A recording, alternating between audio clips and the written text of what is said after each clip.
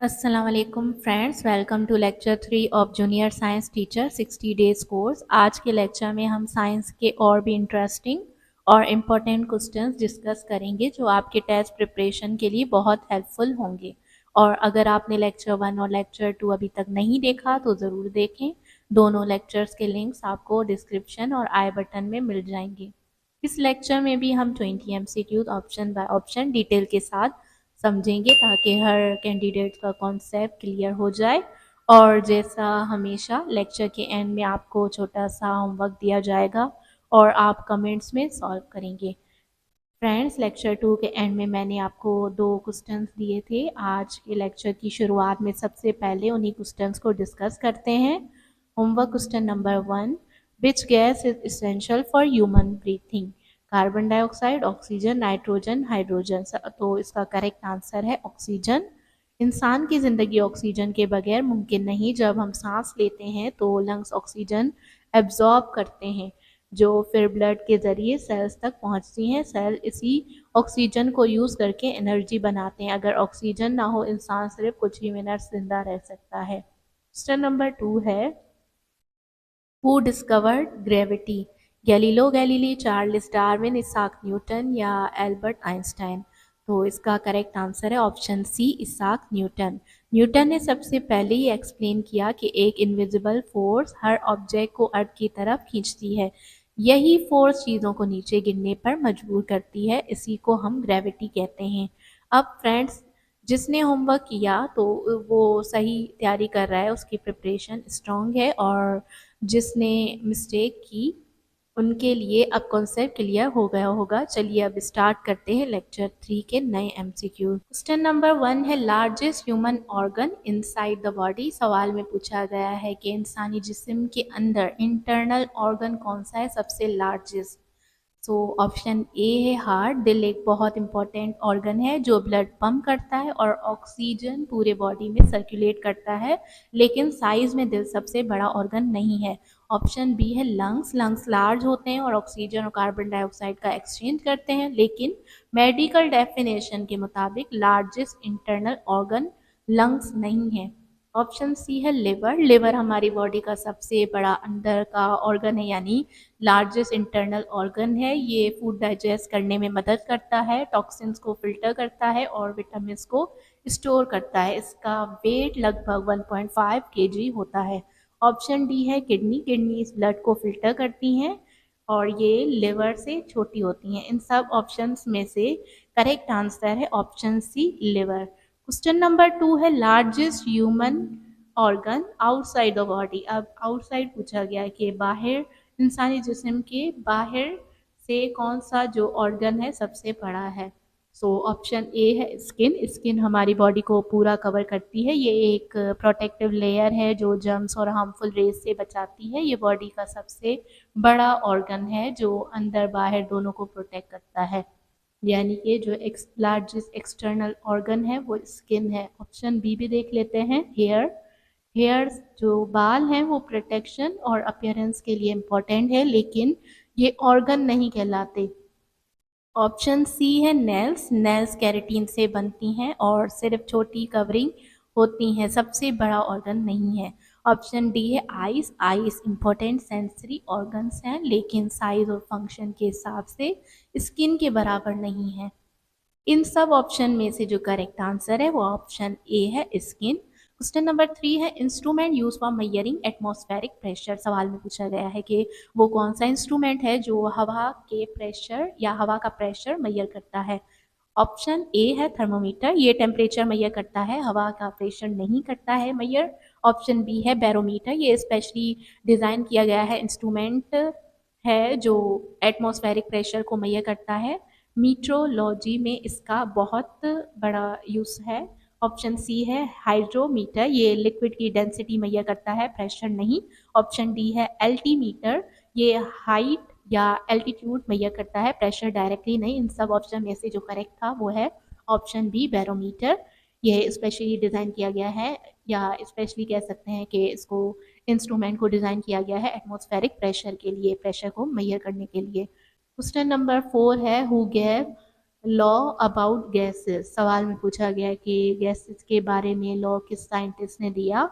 Option A है Charles. Charles ने gases के बारे में लॉ दिया था, जिसने चार्ल्स लॉ कहते हैं, जो कहता है कि गैसेस का वॉल्यूम टेम्परेचर के डायरेक्टली प्रोपोर्शनल होता है। ऑप्शन बी है न्यूटन। न्यूटन ने मोशन और ग्रेविटी के लॉज दिए, गैसेस के नहीं। ऑप्शन सी है डार्विन। डार्विन ने एवोल्यूशन थ्योरी दी थी, गैसेस की या गैसेस के लॉ नहीं दिए थे। ऑप्शन डी है पेस्चर ने जर्म्स और वैक्सीनेशन के बारे में थ्योरीज दी थी, गैसेस के बारे में लॉज वगैरह नहीं। इन सब ऑप्शन में से जो करेक्ट आंसर है वो ऑप्शन ए है चार्ल्स। क्वेश्चन नंबर 5 है रेडियो एक्टिविटी डिस्कवर्ड बाय। सवाल में पूछा गया है कि रेडियो एक्टिविटी सबसे पहले किसने डिस्कवर्ड की।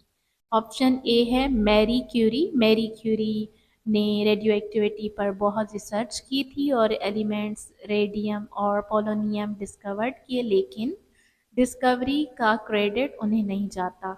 ऑप्शन बी है हेनरी बैक्यूरेल। रेडियो एक्टिविटी की डिस्कवरी सबसे पहले बैक्यूरेल ने की, जब उन्होंने यूरेनियम सॉल्ट्स को यूरेनियम सॉल्ट को ऑब्जर्व किया। ऑप्शन सी है रदरफोर्ड। रदरफोर्ड ने रेडियो एक्टिव पार्टिकल्स और एटॉमिक स्ट्रक्चर पर रिसर्च की, लेकिन डिस्कवरी उनकी नहीं थी। ऑप्शन डी है आइंस्टाइन। आइंस्टाइन फिजिक्स में फेमस हैं थ्योरी ऑफ रिलेटिविटी के लिए, रेडियो एक्टिविटी के लिए नहीं। इन सब में से जो करेक्ट आंसर है वो है option B Henri Becquerel. Friends, अगर आपको लेक्चर समझ आ रहा है और हेल्पफुल लग रहा है तो चैनल को सब्सक्राइब करना ना भूलें, और अगर आप कंप्लीट कोर्स करना चाहते हैं तो यूट्यूब पर सर्च करें junior science teacher 60 days course by Miss Mono. आपको पूरी प्लेलिस्ट इजीली मिल जाएगी।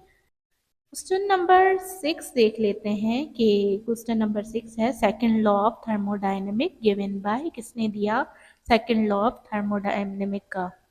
ऑप्शन ए है Kelvin. Second law of thermodynamic को लॉर्ड कैल्विन और क्लूसियस दोनों ने एक्सप्लेन किया। ये लॉ कहता है कि एनर्जी हमेशा हाई टेम्परेचर से लो टेम्परेचर की तरफ फ्लो करती है और कोई भी मशीन 100% एफिशिएंट नहीं हो सकती। ऑप्शन बी है न्यूटन। न्यूटन मोशन और ग्रेविटी के लॉज के लिए मशहूर हैं, थर्मोडायनेमिक्स के लिए नहीं।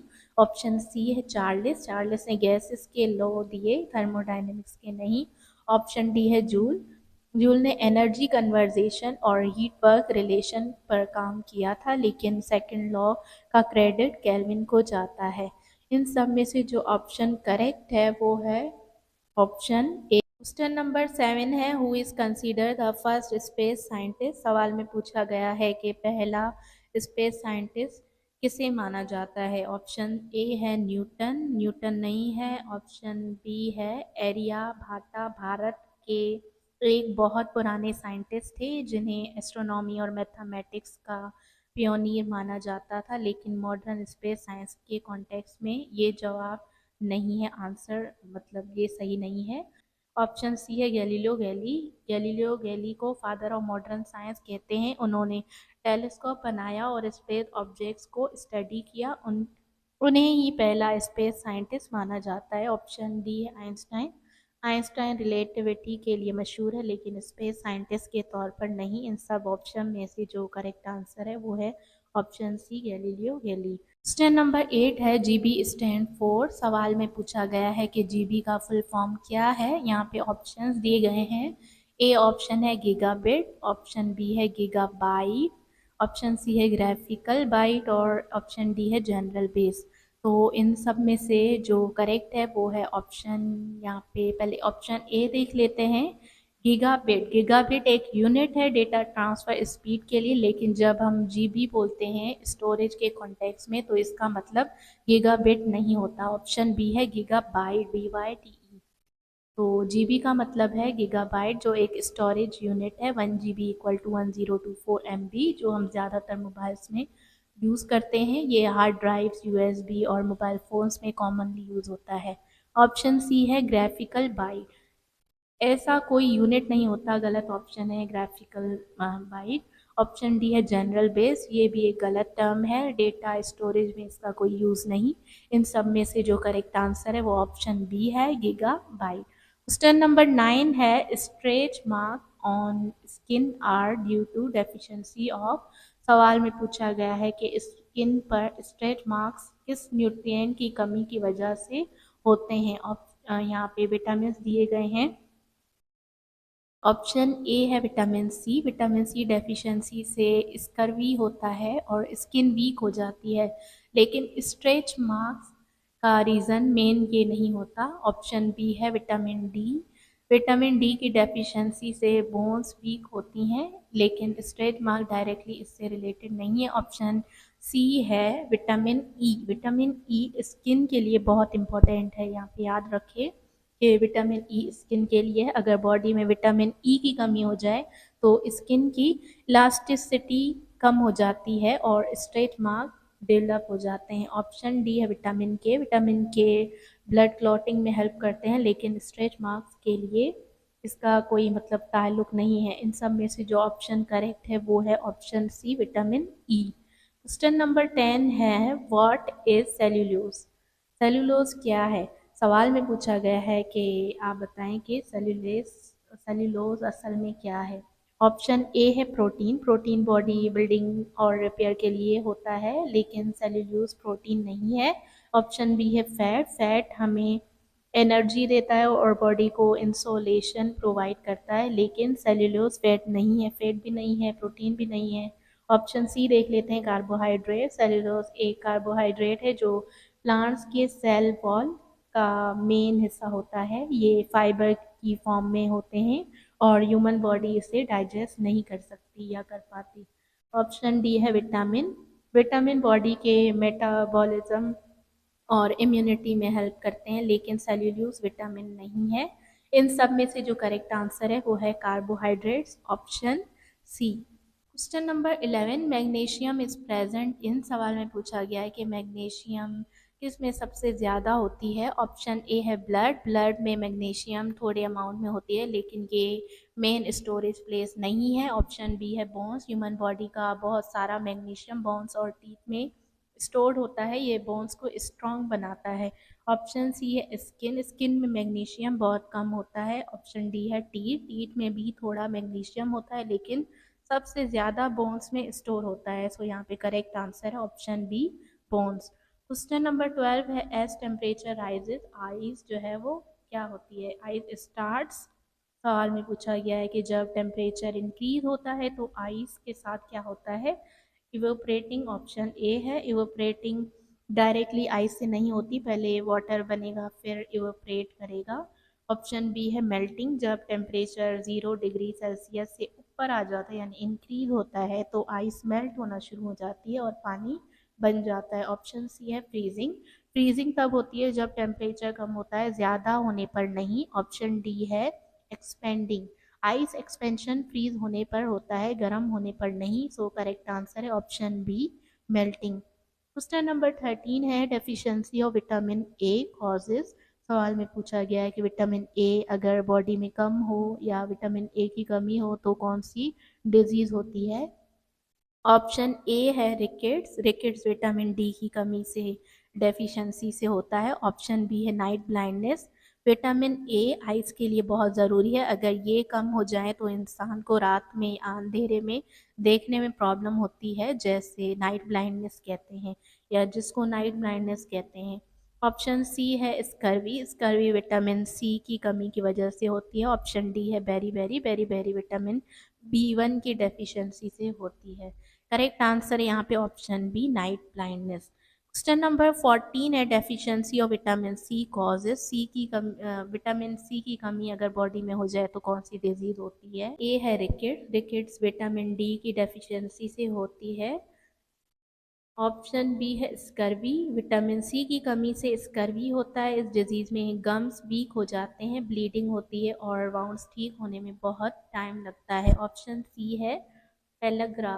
पेलग्रा विटामिन B3 की कमी से होता है। ऑप्शन डी है बेरी बेरी। ये विटामिन B1 की डेफिशिएंसी से होता है। करेक्ट आंसर है option B, scurvy. Question number 15 है, who gave theory of relativity. सवाल में पूछा गया है कि थ्योरी ऑफ रिलेटिविटी किस साइंटिस्ट ने दी थी। तो ये हमने पिछले क्वेश्चंस में अभी इसी लेक्चर में डिस्कस किया है। अगर आपको पीछे वीडियो याद हो, अगर फिर भी हम डिस्कस कर लेते हैं दोबारा ताकि ये MCQ सॉल्व हो जाए। न्यूटन ने ग्रेविटी और मोशन के लॉज दिए, रिलेटिविटी का काम उन्होंने नहीं किया। ऑप्शन बी है गैलीलो। गैलीलो टेलीस्कोप और स्पेस ऑब्जर्वेशन के लिए मशहूर है। रिलेटिविटी थ्योरी जो है वो इनकी नहीं है। ऑप्शन सी है अल्बर्ट आइंस्टाइन। आइंस्टाइन ने स्पेशल और जनरल थ्योरी ऑफ रिलेटिविटी दी, जिसमें टाइम स्पेस और ग्रेविटी का रिलेशन समझा है। ऑप्शन डी है डार्विन। डार्विन ने थ्योरी ऑफ इवोल्यूशन दी। रिलेटिविटी का उनसे कोई ताल्लुक नहीं। सो करेक्ट आंसर है option C Albert Einstein. Question number 16 है tetanus is which type of disease. सवाल में पूछा गया है कि टीटानस किस टाइप की डिजीज है। ऑप्शन ए है वायरल। वायरल डिजीजेज जैसे इन्फ्लुएंजा या मीजल्स होती हैं, टीटानस उनमें नहीं आता। तो ऑप्शन बी है बैक्टीरियल। टीटानस एक बैक्टीरियल डिजीज है जो क्लोस्ट्रिडियम टीटानिक नेम के बैक्टीरिया की वजह से होती है। ये बैक्टीरिया वाउंड्स में इन्फेक्शन कर देता है और मसल्स इरिगेट और स्टिफ हो जाते हैं। ऑप्शन सी है फंगल। फंगल इन्फेक्शंस जैसे रिंग वॉर्म होते हैं, टीटानस उनमें से नहीं है। ऑप्शन डी है जेनेटिक। जेनेटिक डिजीज फैमिली से ट्रांसफर होती है। टीटानक एक वायरल बैक्टीरिया है। सो ऑप्शन यहाँ पे बी बैक्टीरिया करेक्ट है। क्वेश्चन नंबर 17 है ringworm is caused by virus, fungus, bacteria या प्रोटोजोआ। ऑप्शन ए है वायरस। वायरस से मीजल्स या फ्लू होते हैं, रिंगवॉर्म उनमें से नहीं है। ऑप्शन बी है फंगस। रिंगवॉर्म एक फंगल इन्फेक्शन है। इसमें स्किन पर गोल गोल दायरे बन जाते हैं जो अ, खुजालने पर और फैल जाते हैं। ऑप्शन सी है बैक्टीरिया। बैक्टीरियल इन्फेक्शन अलग होता है जैसे न्यूमोनिया या टीटानस। ऑप्शन डी है प्रोटोजोआ। प्रोटोजोआ मलेरिया कॉजेस करते हैं। रिंगवॉर्म उनमें से नहीं है। करेक्ट आंसर है option B fungus. Question number 18 है bony case of brain is called. सवाल में पूछा गया है कि दिमाग को प्रोटेक्ट करने वाली बोन केस का क्या नाम है। ऑप्शन ए है स्कल। ह्यूमन ब्रेन एक हार्ड बोनी केस है के अंदर होता है जिसे स्कल कहते हैं। स्कल दिमाग को इंजरी से प्रोटेक्ट करता है। ऑप्शन बी है रिबकेज। रिबकेज लंग्स और हार्ट को प्रोटेक्ट करता है, ब्रेन को नहीं। ऑप्शन सी है vertebral column. Vertebral column spinal cord को प्रोटेक्ट करते हैं। ऑप्शन डी है स्टर्नम। स्टर्नम चेस्ट का एक बोन है, दिमाग से रिलेटेड नहीं है। करेक्ट आंसर है option A skull. Question number 19 है human nails are made of. सवाल में पूछा गया है कि ह्यूमन नेल्स किस सब्सटेंस से बने होते हैं। ऑप्शन ए है कोलेजन। कोलेजन स्किन और कनेक्टिव टिश्यूज में होता है। ऑप्शन बी है कैरेटीन। ह्यूमन नेल कैरेटीन से बने होते हैं। ये एक टफ प्रोटीन है जो हेयर और आउटर स्किन लेयर में भी होता है। ऑप्शन सी है इलास्टिन। इलास्टिन टिश्यूज को फ्लेक्सिबल बनाते हैं, नेल से रिलेटेड नहीं। ऑप्शन डी है कैल्शियम। कैल्शियम बोन्स और टीथ को स्ट्रॉन्ग बनाता है, नेल्स का मेन सब्सटेंस नहीं है। सो करेक्ट आंसर है option B keratin. Question number 20 है method to kill bacteria in milk. सवाल में पूछा गया है कि दूध में बैक्टीरिया को किल करने के लिए कौन सा मेथड यूज होता है। यहाँ पे फर्मेंटेशन ऑप्शन ए है। फर्मेंटेशन दूध को योगर्ट या चीज़ बनाना है, बैक्टीरिया किल करने का मेथड नहीं है। ऑप्शन बी है पेस्टोराइजेशन। पेस्टोराइजेशन एक हीट ट्रीटमेंट है जिसमें दूध को एक स्पेसिफिक टेम्परेचर पर गर्म करके ठंडा करते हैं ताकि हार्मफुल बैक्टीरिया मर जाएं। ये मेथड वर्ल्ड वाइड यूज़ होता है। जैसे हम कहते हैं दूध उबालना, उसमें बैक्टीरिया जो है वो किल हो जाते हैं या ख़त्म हो जाते हैं। ऑप्शन सी है डिस्टिलेशन। डिस्टिलेशन लिक्विड को सेपरेट करने के लिए होता है, मिल्क ट्रीटमेंट के लिए नहीं। ऑप्शन डी है फिल्ट्रेशन। फिल्ट्रेशन से इम्प्योरिटीज़ निकालते हैं लेकिन हार्मफुल बैक्टीरिया कम्प्लीटली रिमूव नहीं होते। सो यहाँ पे करेक्ट आंसर है ऑप्शन बी पेस्टोराइजेशन। अब आपका छोटा सा होमवर्क है जो आप कमेंट में इसका आंसर बताएंगे। स्क्रीन पर क्वेश्चंस दिख रहे हैं, मैं आपको रीड करके समझाती हूँ। क्वेश्चन नंबर 1 है largest artery in the body. ये आर्टरी डायरेक्टली हार्ट से निकल कर पूरी बॉडी में ऑक्सीजनेटेड ब्लड पंप करती है। सोचो सबसे बड़ी आर्टरी कौन सी है। क्वेश्चन नंबर 2 है which bone is near the collar region. Collar bone को आम जबान में हड्डी जो गर्दन के नीचे दिखती है कहते हैं। इसका साइंटिफिक नाम भी है जो ऑप्शन में दिया गया है। ऑप्शन है ह्यूमरस, क्लेविकल, फीमर या रेडियस।